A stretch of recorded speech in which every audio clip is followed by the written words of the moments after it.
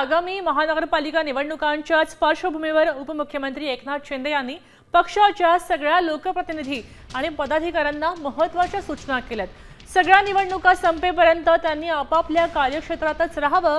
अपरिहार्य कारणास्तवच बाहेर जायचं असेल तर त्याची माहिती मात्र शिवसेना मध्यवर्ती कार्यालयाला देणं बंधनकारक ठरणार आहे।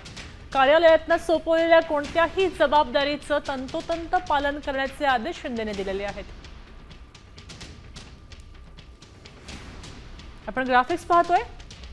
पदाधिकारी ते शाखा प्रमुखांपर्यंत कुणीही कार्यक्षेत्र सोडू नका स्पष्ट आदेश आलेले आहेत।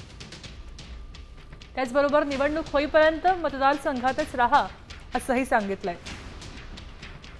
अपरिहार्य कारण असेल आणि कार्यक्षेत्राबाहेर जायचं असेल तर मध्यवर्ती कार्यालयाला माहिती द्या, त्याशिवाय बाहेर पडू नका। प्रत्यक्ष लोकांपर्यंत जाऊन त्यांची मतं विचारात घ्या आणि त्यानुसारच निवडणुकीची आखणी करा असं सांगितलंय।